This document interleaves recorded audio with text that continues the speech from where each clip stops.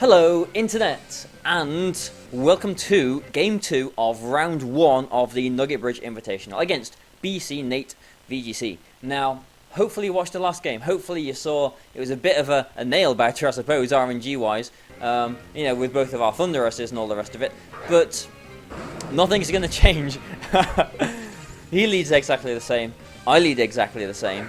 Like with Thunderus Entei. Now, last game rather, I used Fake Tears and Thunderbolt onto his Entei. Thankfully, it didn't have Assault Vest. It did one-shot it. Doing that let my Scizor, kind of run free, basically, as long as I got rid of his Thunderus as well, which could be a little bit annoying to it. So, yeah, I did that last turn. It's always a good idea to kind of change your moves up, I suppose. What I did this turn is the opposite, basically.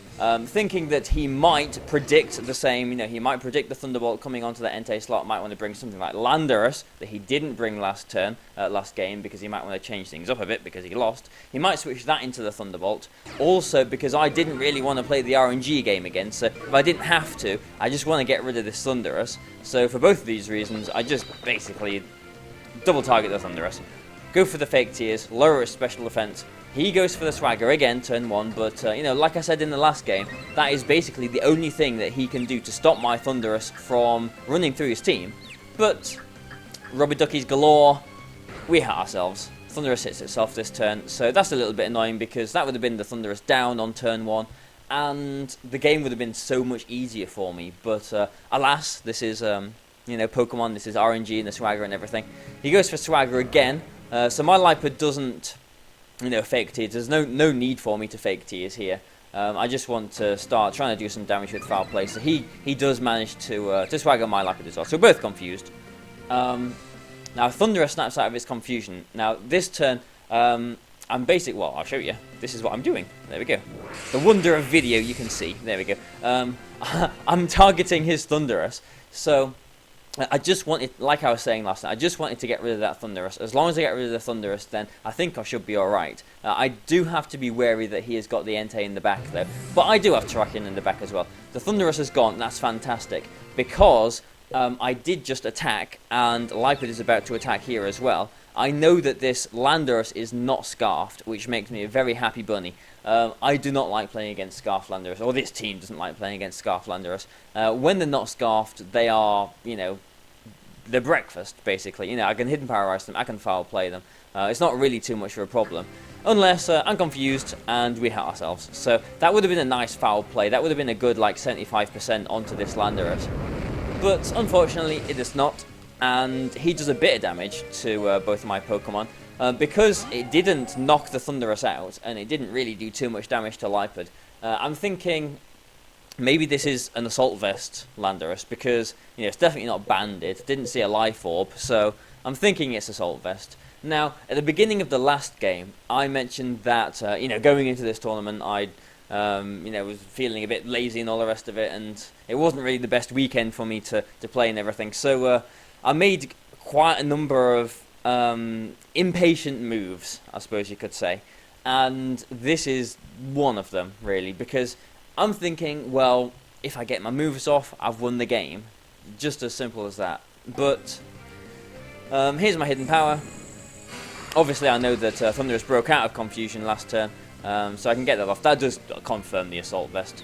The Lipard going for the double target, going for the Foul Play, and it doesn't get it. So that's 2 turns that Lipard hit itself, getting a bit of damage onto this Landorus. Because it didn't connect, because it didn't hit its move, I lose both of my Pokemon here, and that was big because his Cresselia can start setting up now. So last game I had it encored into Calm Mind the whole game, but we've got a bit of a problem now. We've got a big problem now because, maybe, yeah, I would consider this a big problem, I think. But, just like last game, I've got Terrakion and I've got Scizor in the back, so bring them in, obviously, kind of have to.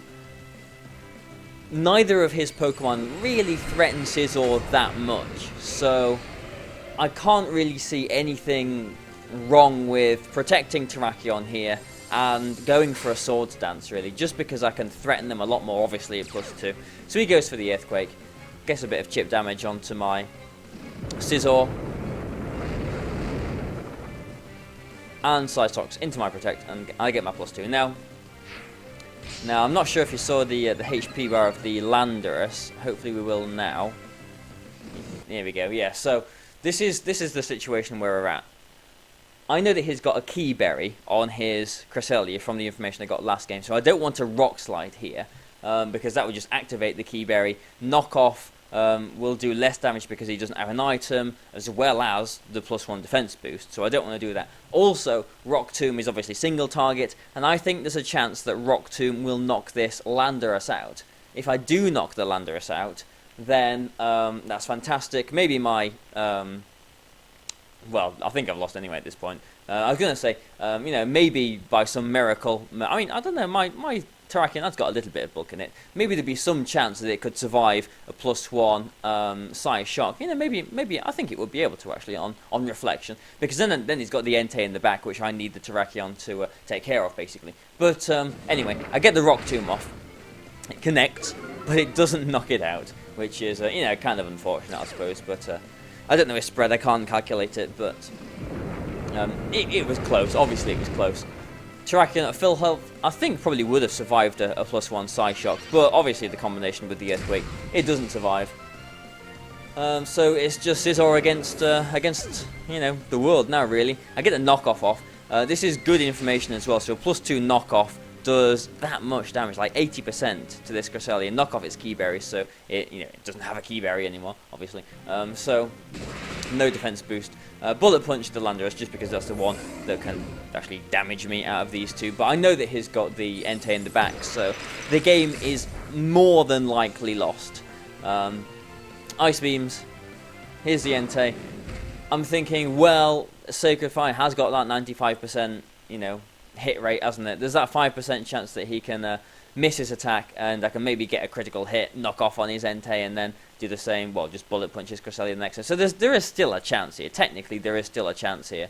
But as you can see, probably with the length of the video is about to end. So yeah, he hits his Sacred Fire. So poor Scizor, you know, doesn't pull this one through. But I don't know. We got some good information.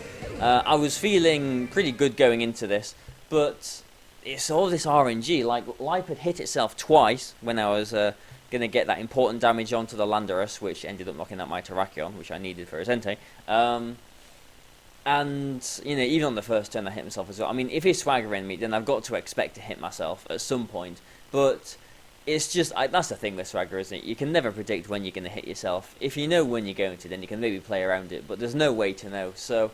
you know, a game 2, that's a loss, so I did make some rash moves in this game. Maybe game 3 I can, you know, try to, you know, put my head on a bit more and make some more sensible moves. But thanks for watching this, guys.